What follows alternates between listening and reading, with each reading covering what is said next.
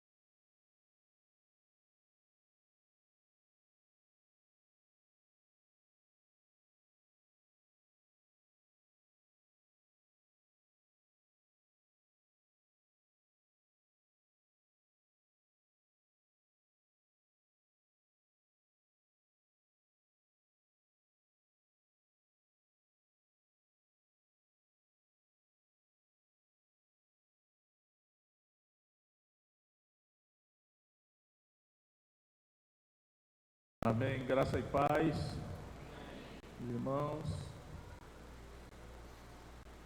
Hoje é domingo, né? Dia 21 de agosto. Mês de agosto está indo, né?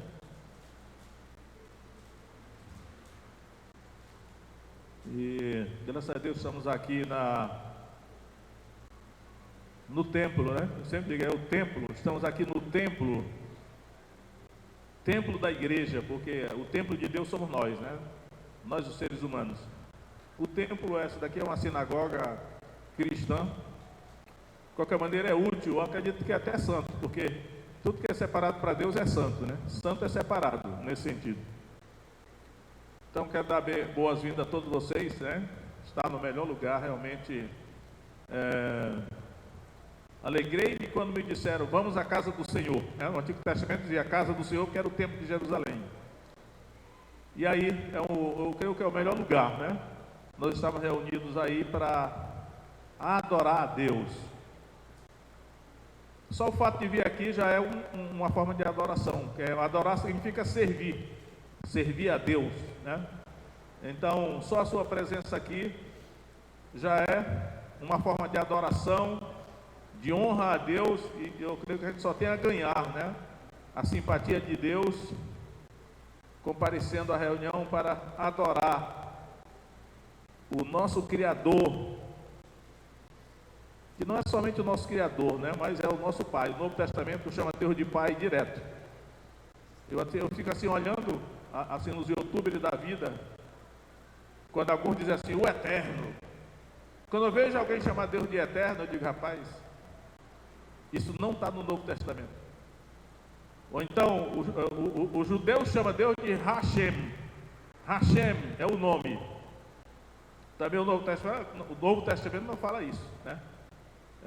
Ou então a gente vai orar, né? Diz, ó Deus, como assim o fariseu e o publicano oraram assim, né? Mas o Novo Testamento nos manda chamar Deus de Pai. Claro que é da igreja só, né? Só aqueles que são discípulos de Jesus, que são da igreja mesmo, devemos chamar Deus de Pai. Eu sei que isso às vezes é difícil, porque nós nos acostumamos tanto a chamar Deus de Deus e de outros nomes, e chamar Deus de Pai, às vezes a gente tem até dificuldade. Mas temos que ter consciência disso, que Deus quer que a igreja o chame de Pai. Então seja bem-vindo à nossa reunião, a Igreja Batista da Fé, né? Eu sei que alguns irmãos faltaram, cada qual por um motivo, né? Às vezes o motivo é justificado, outras vezes não, mas graças a Deus que os irmãos estão aqui. Vamos à palavra de Deus, né? Mateus capítulo 13,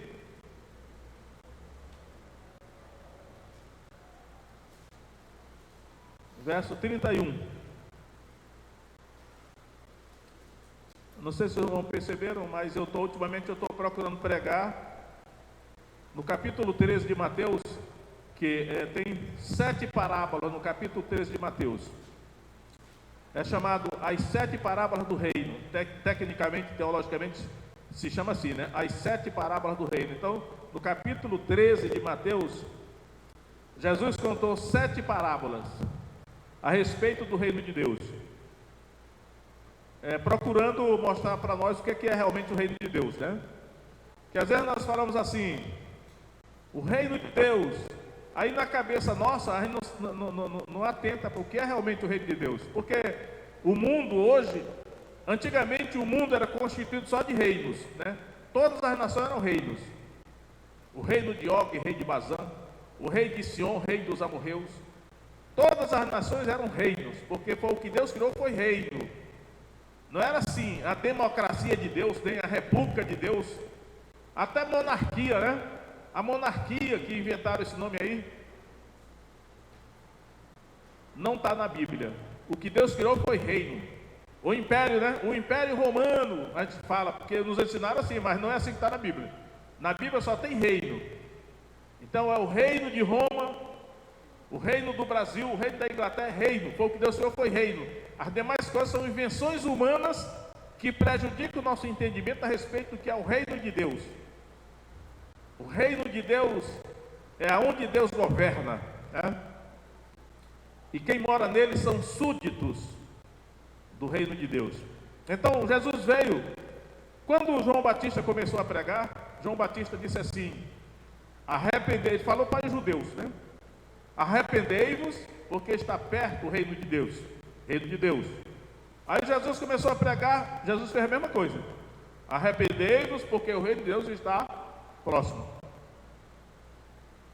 E aí, o tema de Jesus, nas suas pregações, no seu ensino, era sempre o reino de Deus. E naquele tempo, tinha o reino de Roma, que chamavam de Império Romano, né? A monarquia e tal, mas é reino. Israel ainda era um reino, mas era um reino inferior, debaixo da autoridade do Império Romano.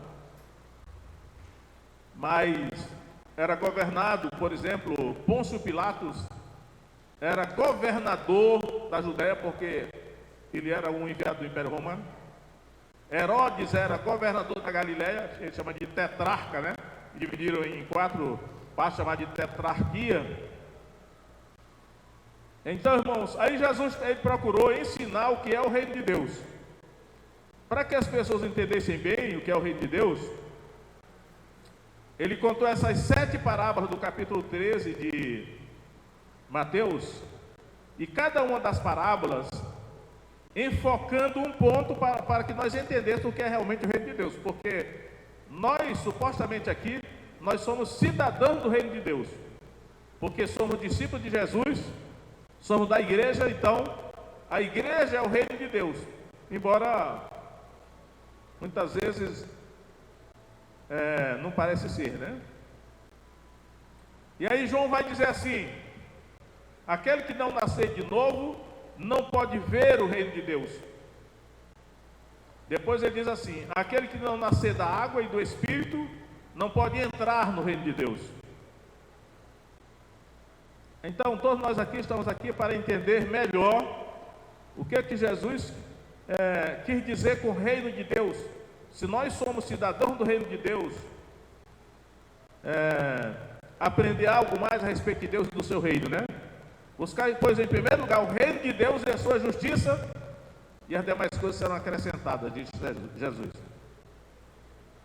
Agora vamos ler Mateus 13:31. É chamada a parábola do grão de mostarda. Diz assim, Mateus 13:31. Outra parábola lhes propôs, dizendo: o reino dos céus. Aí eu quero explicar aos irmãos, eu estou falando aqui do reino de Deus, e aqui em Mateus está registrado o reino dos céus. Quer dizer aos irmãos que reino de Deus e reino dos céus são sinônimos, ou seja, é a mesma coisa. Só Mateus, ele usa a expressão reino dos céus, porque Mateus escreveu o seu evangelho para os judeus, e os judeus, com medo de quebrar o terceiro mandamento, que é não tomarás o nome do Senhor teu Deus em vão, o judeu, com medo disso, ele não pronuncia o nome de Deus, nem a palavra Deus, que não é um nome próprio, mas um título, nem o nome verdadeiro de Deus, eles não pronunciam. Aí, no lugar de Mateus escrever o reino de Deus, ele escreveu o reino dos céus, com medo de algum judeu se ofender e achar que ele está pronunciando o reino de Deus. Essa é a explicação que teologicamente se dá. Então, outra parábola lhes propôs, dizendo: o reino dos céus é semelhante ao grão de mostarda, que o homem, pegando nele, semeou no seu campo, o qual é realmente a menor de todas as sementes, mas crescendo é a maior das plantas, e faz-se uma árvore, de sorte que vêm as aves do céu e se aninham nos seus ramos. Então, irmãos, inicialmente no capítulo 13 de Mateus, Jesus contou a parábola do semeador, tirando as lições da agricultura, né, da semente, do plantio, que nós conhecemos, pelo menos eu creio que alguns aqui conhecem, né? E depois ele contou a parábola do joio do campo, que também é baseado na cultura da agricultura, da plantação e tal. E aí observa o seguinte: tanto na parábola do semeador, depois de contar a parábola, Jesus deu a explicação da parábola em particular para os seus discípulos. Na parábola do joio do campo, ele fez a mesma coisa. Depois que ele contou a parábola, ele deu a interpretação, o sentido da parábola em particular para os seus discípulos. Só que dessa parábola agora, do grão de mostarda, que também está se baseando na agricultura, na plantação, né? Ele não deu a explicação da parábola. Eu acho que Jesus pensou assim: eu já expliquei o significado da parábola do semeador, já expliquei o significado da parábola do joio do campo. Essa terceira parábola, que também é sobre a agricultura, vocês mesmos terão que entender e interpretar, baseado nas duas explicações das duas parábolas anteriores que eu já falei. Eu imagino que ele pensou assim, porque ele não deu explicação da parábola, mas agora nós vamos interpretar essa parábola. O grão de mostarda. A palavra grão aqui significa semente, porque mais na frente é assim: a qual é realmente a menor de todas as sementes. Então, grão aqui significa semente. Nós sabemos que é um grão de milho nós conhecemos, um grão de arroz nós conhecemos, um grão de feijão nós conhecemos que é um grão, né? Até tem os silos onde se armazenam esses grãos. O Brasil é um grande exportador de grãos. O agronegócio do Brasil alimenta o mundo em grande parte. Mas os grãos que nós conhecemos de milho, de arroz, de feijão, de soja, eu não conheço bem soja, mas falam muito que o Brasil produz muita soja também. Esses grãos, na verdade, são sementes. A palavra semente, no idioma aqui do Novo Testamento, é esperma. Semente é esperma. Por quê? Porque aquilo que nós conhecemos como espermatozoide é uma semente, que ao ser plantada no corpo da mulher, vai nascer um outro ser. O grão de milho, de feijão e de arroz, quando nós plantamos na terra, vai nascer um outro ser, ou uma outra árvore, que vai produzir também fruto. Então, é por isso que a palavra grão aqui significa semente. E ele está falando de um grão de mostarda, ou semente de mostarda. Eu creio que eu tenho lá na minha casa um vidrinho com semente de mostarda, porque eu fui uma certa vez em Jerusalém, e lá eu adquiri, lá dos judeus, só para trazer a gente conhecer aqui, né? Um vidrinho com semente de mostarda. E Jesus nos dá uma informação aqui científica, né? Ele diz assim: a semente de mostarda é a menor de todas as sementes. Isso é uma informação científica, porque Jesus foi ele que criou a terra. No Antigo Testamento a gente é assim: Deus foi o que criou, né? Chega no Novo Testamento, o Novo Testamento revela que quem criou todas as coisas, quem criou os céus e a terra foi Jesus. Então ele criou a plantação, as árvores, né? Criou os animais. Então, quando o Criador diz assim: a menor de todas as sementes é a semente de mostarda, ele está nos dando uma informação científica. Pode ser que a pessoa seja formada em botânica, como é aquele engenheiro também aquele engenheiro que trabalha com a roça também, como é? Agrônomo. Tem engenheiro florestal, que é o Pérez, que é engenheiro florestal ali. Mas essa verdade aqui que Jesus falou, não pode mudar. A menor de todas as sementes é a semente de mostarda. Falou, está falado, né? Aí ele diz aí: tomando por comparação, a menor de todas as sementes, que é de mostarda, é um grão de mostarda. Eu quero explicar para vocês que o reino dos céus, ou o reino de Deus, é como um grão de mostarda. Mas como assim, Senhor? Aí ele vai, ele vai dizer aí, né? Que o homem, pegando nele, semeou no seu campo. Então, eu creio que ele está mostrando aqui o seguinte: na parábola do semeador, que ele contou anteriormente, ele disse assim: A semente é a palavra de Deus, olha só, ele já elucidou, né? A semente é a palavra de Deus. Então ele já está dizendo aqui, olha, o grão de mostarda é a palavra de Deus, ou um simbolismo da palavra de Deus. A palavra de Deus é a semente. É uma semente que, se plantada, ela vai germinar, vai brotar e vai produzir fruto. A palavra de Deus é uma semente, só que não é uma semente física, é uma semente espiritual, mas segue o mesmo princípio da semente física. Então ele já tinha dito isso, né? E aí eu quero tirar a primeira lição, irmão, dessa parábola do grão de mostarda. Esse ventilador, estou gostando dele porque está esfriando, mas está virando as páginas aqui, né? Vou botar ele um pouco mais para cá.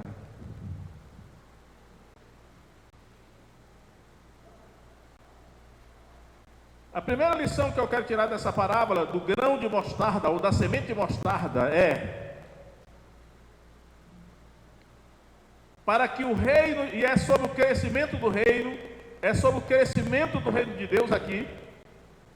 Eu diria até assim, é sobre o crescimento e multiplicação do reino de Deus. Tem um versículo no livro de Atos diz assim: a palavra de Deus crescia e se multiplicava. Atos 12, 24. Eu lembro que na época eu pastorava em igreja, estava escrito na parede da igreja esse versículo aí. A palavra de Deus crescia e se multiplicava. Então, a primeira coisa que eu quero extrair dessa parábola, irmãos, é assim: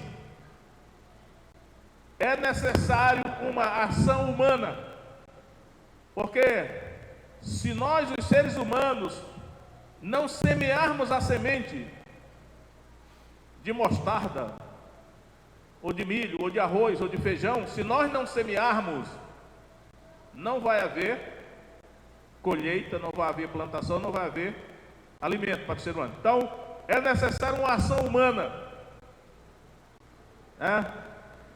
Um homem semeou essa semente. Então, para que o reino de Deus cresça, para que o reino de Deus avance, para que o reino de Deus se multiplique na terra, e vai se expandindo na terra, é necessário uma ação humana. Na parábola do semeador ele disse assim: eis que o semeador saiu a semear a sua semente. Então é necessário sempre uma ação humana. Eu lembro aqui, estou vendo aqui alguns irmãos aqui, quando nós começamos aqui há 12 anos, acho que há mais de 12 anos, no Calafate, alguns irmãos saíram para convidar alguns vizinhos aqui para o culto. Nós éramos um pequenino grupo só, né, uma célula. E aí aqueles irmãos convidaram alguns irmãos aqui. Foi uma semeadura, eles foram semear a palavra. E aí hoje eu vejo que aquela semente produziu resultado em vários irmãos aqui, que estão aqui, né? Então, é necessário uma ação humana. Sem uma ação humana, o reino de Deus não avança. Sem uma ação humana, o reino de Deus não cresce. Sem uma ação humana, o reino de Deus não se multiplica. A palavra de Deus não se multiplica. Então, nós temos que ter consciência disso, que nós, como cidadãos do reino de Deus, nós temos uma responsabilidade de fazer a nossa parte, que é semear a palavra. Esse homem semeou a semente, o grão de mostarda, que é a palavra de Deus. Como é que nós fazemos isso?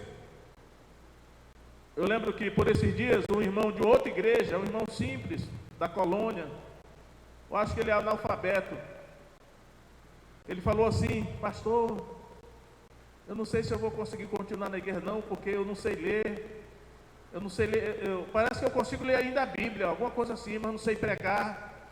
Eu digo: mas o que foi que ensinaram para esse irmão? Eu digo: irmão, não é preciso nada disso não. Para o senhor semear a semente da palavra de Deus, cada qual no seu nível. Nem todo mundo foi chamado por Deus para se preparar, para adquirir conhecimento e para ensinar a palavra. Nem todo mundo foi chamado para isso. A maioria esmagadora não foi. Mas os irmãos aqui, por exemplo, semeiam a palavra no seu nível, né? Quando a irmã está conversando, ela está estendendo a roupa lá no varal do quintal dela, e a vizinha dela está fazendo a mesma coisa no quintal do lado, a irmã pode falar de Jesus para aquela pessoa. Como é que ela vai falar no nível que os homens falam de futebol, né? Antigamente dizia assim, os homens falam de futebol uns para os outros. As mulheres falam de novela uns para os outros. Aqui não tem nenhuma irmã que eu sei disso, mas fala de outras coisas, né? As mulheres hoje estão mais instruídas e falam de outras coisas também, talvez até de política, as mulheres também falam, né? Mas você fala de Jesus, fala do Evangelho, fala do Reino de Deus, qualquer coisa que você disser, isso é a semente, você está semeando, e o Espírito Santo vai usar para fazer brotar no coração daquela pessoa. Então não precisa estudar não, pode ser analfabeto, só não pode ser mudo, mas até o mudo, ele faz os sinais com as mãos para falar do Evangelho para os outros mudos. Então, o diabo é que lança essa ideia, né?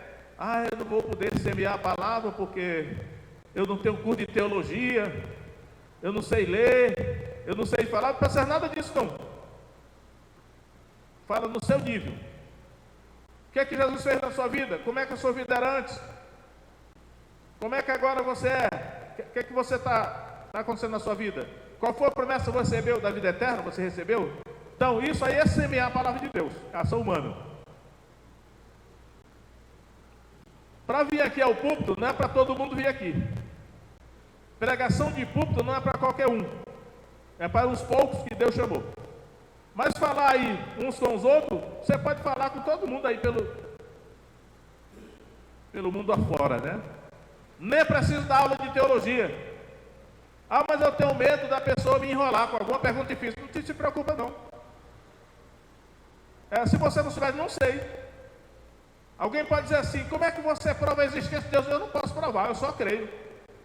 Não vai discutir teologia com ninguém não, porque não é necessário. Você não precisa mentir. O que você não sabe de Deus, eu não sei. Eu só sei que eu creio em Jesus, Ele prometeu a vida eterna e eu estou nessa. Se você quiser crer. Por isso que diz que um irmão bem simples estava discutindo com um ateu. Aí o ateu disse assim, é verdade que você acredita que uma baleia engoliu Jonas? Esse rapaz, se a Bíblia disser que Jonas engoliu a baleia, eu ainda acredito. É assim, irmão, que o Espírito Santo vai dar sabedoria na hora para você calar o incrédulo, né? Com a palavra de sabedoria. Então, é necessário uma ação humana para que o reino de Deus cresça. E aí, para isso, eu quero citar um texto que está em 1 Coríntios, capítulo 3, que vai dilatar essa ideia, né? Uma ação humana. 1 Coríntios, capítulo 3, verso 6.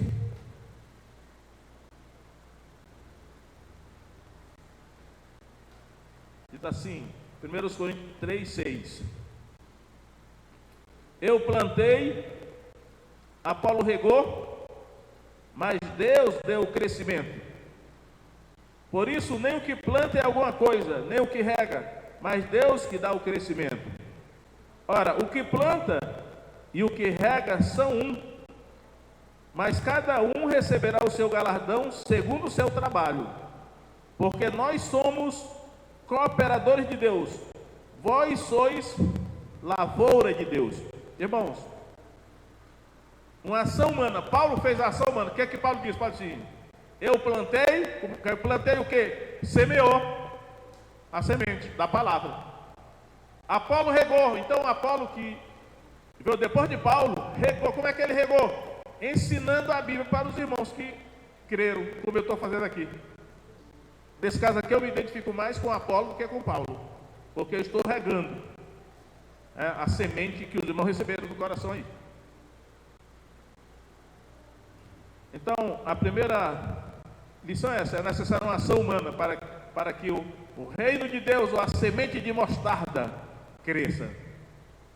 Mas também, irmãos, é necessária uma ação divina, porque só a ação humana não se sustenta, só a ação humana não produz o crescimento do reino. É necessário uma ação divina, né? É necessário que a ação humana ela seja secundada por uma ação divina, ou seja, de Deus. Porque se esse homem só plantasse a semente de mostarda no seu campo, e se Deus não entrasse em ação agora, não haveria crescimento. Aí Deus manda a chuva para poder regar o solo, né?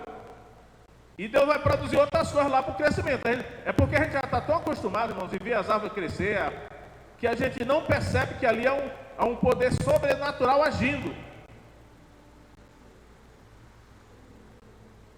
Porque se for só ação humana, você planta a semente, a terra seca e a semente morre e não brota. Mas tem que entrar uma ação divina. Para ilustrar esse ponto da ação divina, eu quero ler em Marcos, capítulo 4 de Marcos. Marcos, capítulo 4, verso 26. Aí Jesus, ele dilata o sentido da ação divina. Veja que ele está falando usando a agricultura, né? A plantação, a semente de mostarda, que é a menor de todas as sementes. Que significa, então, que o reino de Deus, ele começa pequeno. Vamos abrir ali uma célula, ou um grupo ali, uma congregação, um ponto de pregação, na casa do irmão tal. Mas tem 3 pessoas só. Não tem problema não, pode começar com 3 pessoas, que um dia, daqui a vários anos, vai ter milhares. É isso que ele está dizendo. Então essa ideia de a gente querer começar grande, ela é estranha aos princípios do reino de Deus. Comece pequeno e tenha paciência para ir plantando-se e regando, porque um dia vai ser grande. Tudo que é grande começou pequeno. Então vamos ler aí, Marcos 4, 26. E dizia: o reino de Deus é assim como se um homem lançasse semente à terra, então dormisse e se levantasse de noite ou de dia, e a semente brotasse e crescesse, não sabendo ele como. Porque a terra por si mesma frutifica, primeiro a erva, depois a espiga, por último o grão cheio na espiga. E quando já o fruto se mostra, mete-lhe logo a foice, porque está chegada a ceifa. Olha aí, irmãos, ele descreveu todo o processo da biologia, da botânica, como é que a ação de Deus, quando é assim, porque a terra por si mesma, mas não é por si mesma, é Deus, a ação de Deus na terra. Deus fez tudo direito, até minhoca que tem na terra, deve ter algum propósito que a minhoca faz aqueles túneis, talvez para arejar, levar oxigênio, sei lá, mas tem adubo, né? É Deus agindo, só que Deus age de maneira disfarçada. É Deus trabalhando, e o agricultor que só colocou a semente lá, não sabe como, ele só sabe que um dia ele chegou lá, tinha uma folhazinha, e depois ela foi crescendo, depois nasceu flores, e daqui a pouco tinha fruto, e ele não sabe como, porque é Deus que está trabalhando. Aí Jesus disse: assim é o crescimento do reino de Deus. Começa pequeno como uma semente de mostarda, mas Deus vai atuar, Deus vai agir para que aconteça o crescimento sobrenatural. Não é da nossa maneira, não é no nosso tempo. O homem não tem o controle do crescimento. Por isso que eu sou contra, eu sempre fui. Esse negócio de fazer metas para o crescimento da igreja, para mim isso é uma arrogância. O homem não pode fazer meta para o crescimento da igreja, porque não está no controle dele. O que está no controle dele? Semear, regar, está. Mas se Deus não agir, não vai dar em nada. Então, fazer metas, você está tomando para si 100% do processo de crescimento do reino, ou da semente. Mas vamos fazer a nossa parte. Também ninguém pode ficar de braço cruzado, que eu já mostrei que se não houver uma ação humana precedendo a ação de Deus, também não acontecerá. Nós precisamos fazer a nossa parte é ínfima, a nossa parte é pequena, a nossa parte é insignificante. Mas quando nós fazemos a nossa parte, Deus faz a parte mais difícil, que é a dele. E aí, como já disse alguém, né? Aquilo que o homem pode fazer, Deus não faz. Se você está com dor de cabeça, e você tem ali um comprimido de neosaldina ou de doralgina, tome, vai passar. Eu espero, né? Então não precisa orar, porque Deus já lhe abençoou dando um comprimido que vai resolver o problema ali. Então, irmãos, nessa parábola do grão de mostarda, ou da semente de mostarda, Jesus está nos ensinando o processo de crescimento do reino de Deus. A semente, a palavra de Deus, ele já tinha dito na parábola anterior. Só que tem um detalhezinho aqui, irmãos, nessa parábola do grão de mostarda, no verso 32, ele diz assim: o qual é realmente a menor de todas as sementes, mas crescendo é a maior das plantas, e faz-se uma árvore, de sorte que vem as aves do céu e se aninham nos seus ramos. Aí eu quero considerar aqui, irmãos, essa expressão, as aves do céu. Ele está dizendo que quando o reino de Deus cresce, as aves do céu se aninham nos seus ramos. Eu quero refletir um pouco sobre a ave do céu. O que as aves do céu se aninham nos ramos? Vamos imaginar a igreja, o reino de Deus. A igreja cresce, se torna uma árvore gigantesca. E aí vem as aves do céu e se aninham nos seus ramos. O que significa isso? Vamos retornar para Mateus 13, verso 4, na parábola do semeador. Olha só, Mateus 13, 4. Quando semeava, uma parte da semente caiu ao pé do caminho, então vieram as aves e comeram. Olha as aves aí, comeram a semente.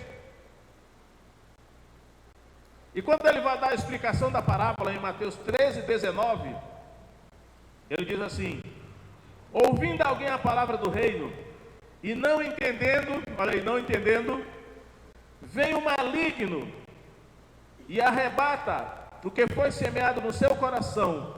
Este é o que foi semeado ao pé do caminho. Olha aí, o maligno.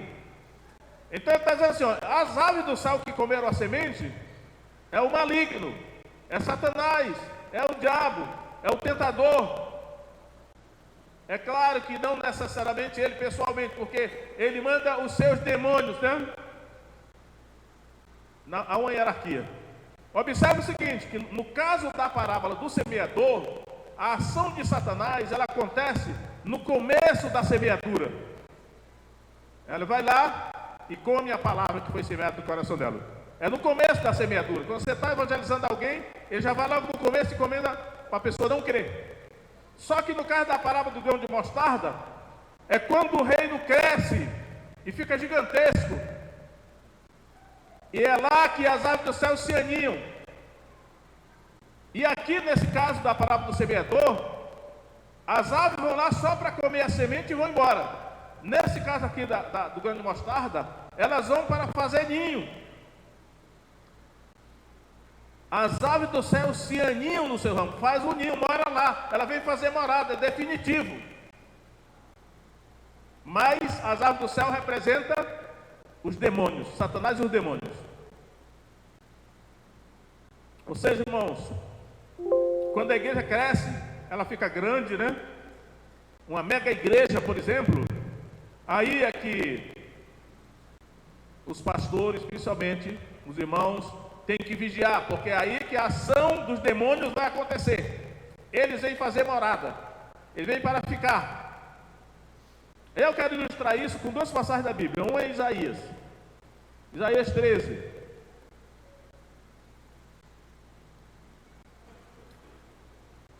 Irmãos, Isaías 13, 19.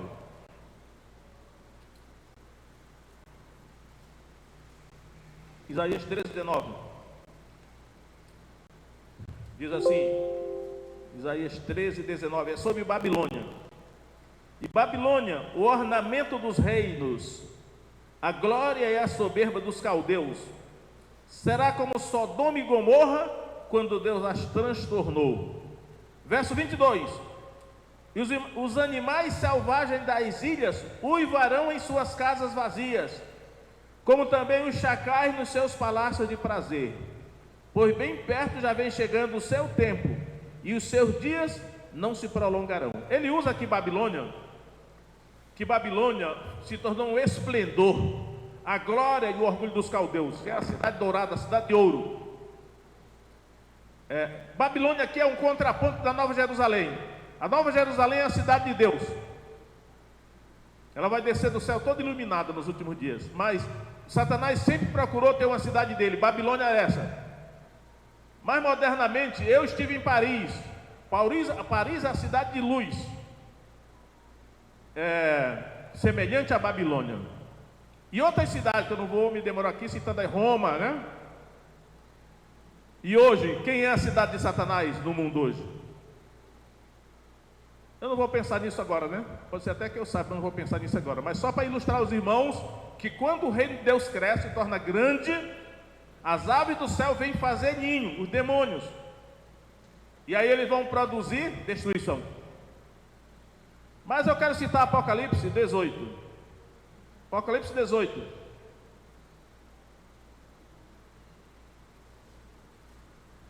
Apocalipse 18. Apocalipse 18, irmão, está se referindo a Babilônia. Só que eu vou dizer para os irmãos uma coisa, olha. Essa Babilônia aqui é o Império Neo-Babilônico, pagão, mas é a igreja. A igreja que foi corrompida. A igreja que absorveu o espírito do Império Romano. É o neopaganismo. E agora o profeta João, pelo Espírito Santo, ele está revelando no que aconteceu com a igreja. Isso aqui é a igreja, quando ela se tornou grande em Roma. Olha aí, Apocalipse 18, 1. E depois destas coisas vi descer do céu outro anjo, que tinha grande poder, e a terra foi iluminada com a sua glória. E clamou fortemente com grande voz, dizendo: caiu a grande Babilônia, e se tornou morada de demônios. Observe que Isaías falou de todo animal imundo. Animal no Antigo Testamento é uma tipologia de demônios. Até sátiro, que é um animal que nós não conhecemos hoje, mas é um ser mitológico. Os animais selvagens, mitológicos de Isaías, agora, o Novo Testamento revela que são demônios. Ele diz aqui: se tornou morada de demônios, e covil de todo espírito imundo, e esconderijo de toda ave imunda e detestável. Como a revelação da Bíblia é progressiva, agora em Apocalipse é o maior nível de revelação que está registrado na Escritura. Jesus contou a parábola mostrando que quando o reino de Deus cresce, como começou com a semente de mostarda, mas a semente de mostarda, ela, apesar de ser pequena, ela cresce. O comentarista diz que ela chega mais ou menos a 3 metros de altura. Não é tecnicamente uma árvore, alguns acham uma hortaliça, mas aqui ele fala árvore. Mas está ilustrando o crescimento do reino de Deus. E aí, irmãos, quando o reino de Deus cresce, é necessário vigiar, porque os demônios virão fazer ninho, morar, como aconteceu com a Babilônia histórica, pagã, do Antigo Testamento, e com a igreja. Essa Babilônia aqui, do Novo Testamento, é a igreja, que foi corrompida e assumiu o espírito da antiga Babilônia, é o neopaganismo. Demônios se alojaram nela. Quem já assistiu um filme chamado Caça às Bruxas, com Nicolas Cage? Eu já assisti mais de uma vez aquele filme. Ilustra muito bem o que aconteceu com a igreja ali, né? Acho que foi na Idade Média aquilo ali. Hoje pode estar pior, porque à medida que vão avançando para o final dos tempos, as coisas vão ficando mais graves, né? Então, irmãos, é isso aí sobre as aves do céu. Agora, por último, agora eu quero mostrar aos irmãos o seguinte: na parábola do grão de mostarda, semente de mostarda, Jesus disse assim: o reino dos céus é semelhante ao grão de mostarda, que o homem pegando nele semeou no seu campo. Pega essa expressãozinha, irmão, no seu campo. Esse homem semeou a semente, não foi no campo de outro, ele semeou no seu campo. Na parábola do trigo, do joio do campo, que é a parábola anterior que Jesus contou, Jesus diz assim: o campo é o mundo, o que semeia a semente é o filho do homem. Naquela parábola, o campo era o mundo, porque Jesus era o semeador, era o dono da fazenda, né? Nessa parábola aqui do grão de mostarda, não é Jesus, é qualquer de nós. O homem semeou no seu campo. Quem é que tem campo aqui? Provavelmente cada um aqui tem uma casa ou um apartamento. E aí eu vou tirar o seguinte princípio, irmãos: o princípio da territorialidade, ou então a autoridade territorial. Eu tenho um livro do Dr. Peter Wagner, Espíritos Territoriais. Ele aprofunda essa questão da territorialidade. Eu quero dizer para os irmãos o seguinte: toda a criação de Deus é territorial. Ou seja, você tem um território que foi demarcado por Deus para você exercer autoridade. Esse homem semeou a semente no seu campo.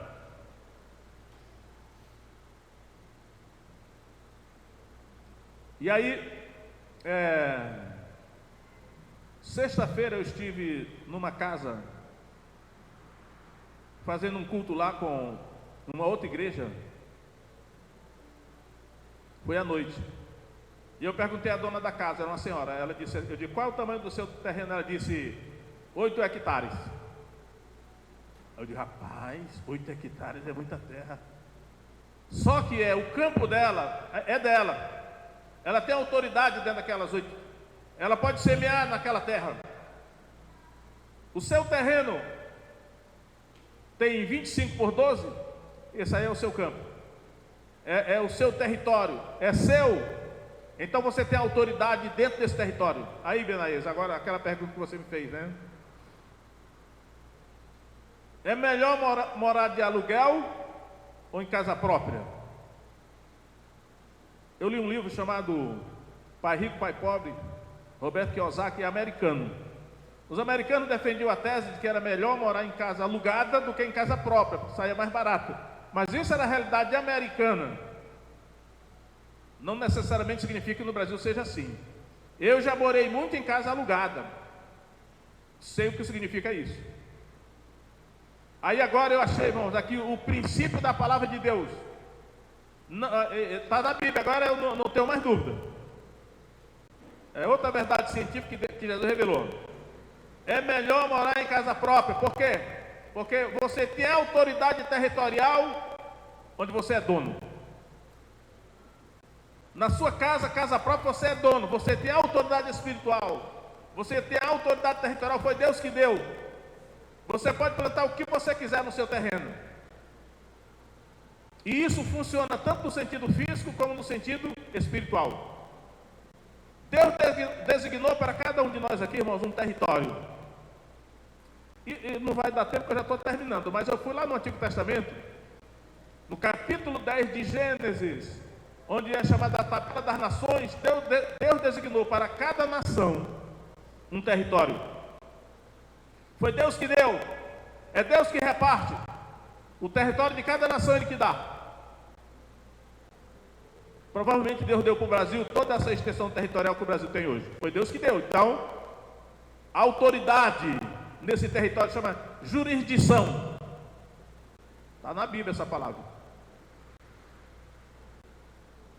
Aí quando você vai avançando no Antigo Testamento, quando chega que Josué conquista a terra de Canaã, Deus manda Josué dividir toda a terra de Canaã em territórios para distribuir entre as 12 tribos. Então, eles vão lá e medem.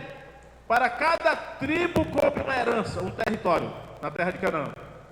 Porque Deus é Deus da territorialidade. Cada tribo tinha autoridade naquele território aonde ela que recebeu de Deus.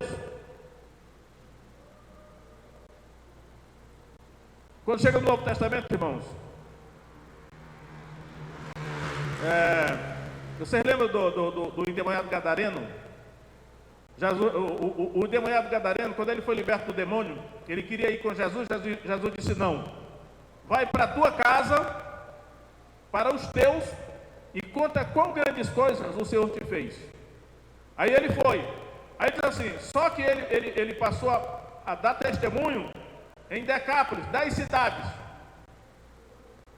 Aí eu fiquei pensando, espera aí, o território que Jesus deu para ele era a casa dele, os parentes dele, ou será que ele tinha parentes das 10 cidades, Decápolis? Ou ele fez além do que Jesus tinha mandado? Mas Jesus designou para cada um território, para cada igreja um território. Só que para a igreja, de maneira geral, em Mateus 28, a grande comissão, Jesus disse assim, antes disso, Jesus falou assim, toda a autoridade me foi dada nos céus e na terra. Ou seja, a autoridade territorial de Jesus é nos céus e na terra. Ele é a maior autoridade nos céus e na terra. E ele enviou a igreja, ele não enviou a igreja para o céu, ele enviou para a terra, sim. E de por todo o mundo, pregar o evangelho a toda criatura, fazer discípulos e tal. Então, a ação ministerial da igreja, por ordem de Jesus, é toda a terra. Autoridade territorial, jurisdição, a igreja tem autoridade em toda a terra, delegada por Jesus. Mas dentro da igreja, cada um tem um território designado. Eu fico pensando assim, nós estamos no calafate. Eu oro, Senhor, o calafate é o nosso território. A nossa igreja precisa exercer influência e autoridade territorial do nosso território. Foi Deus que deu.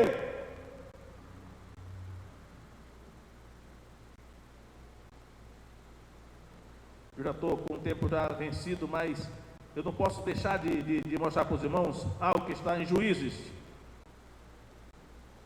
capítulo 6, que quando nós pecamos e desobedecemos a Deus, nós perdemos a autoridade territorial que nos foi dada nesse território. Aí eu vou ler aqui, em Juízes capítulo 6, olha só.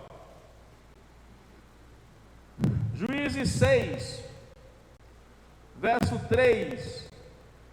Não, vamos começar do verso 1, diz assim: porém os filhos de Israel fizeram o que era mal aos olhos do Senhor, e o Senhor os deu na mão dos midianitas por 7 anos.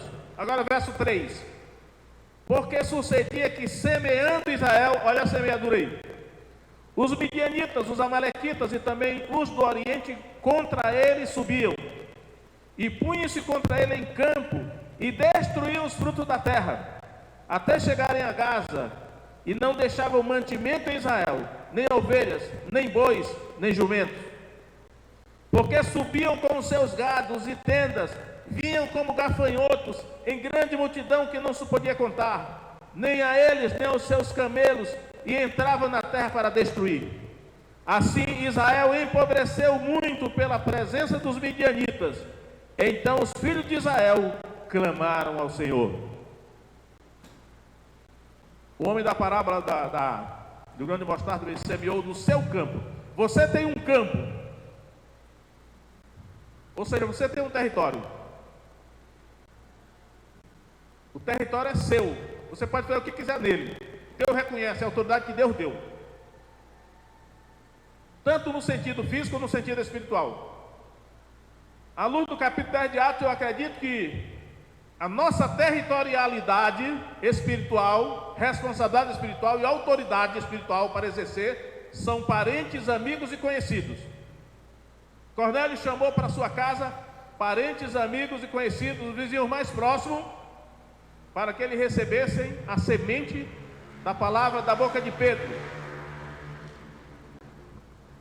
E aí, irmãos, o reino de Deus vai crescer, essa igreja vai crescer, não é para a glória humana, mas para a glória de Deus, se cada um de nós seguirmos esses princípios do reino de Deus, comparados aqui com a semeadura do grão de mostarda. Fique em pé e vamos orar, né? Espera aí, mas seguindo aquele princípio.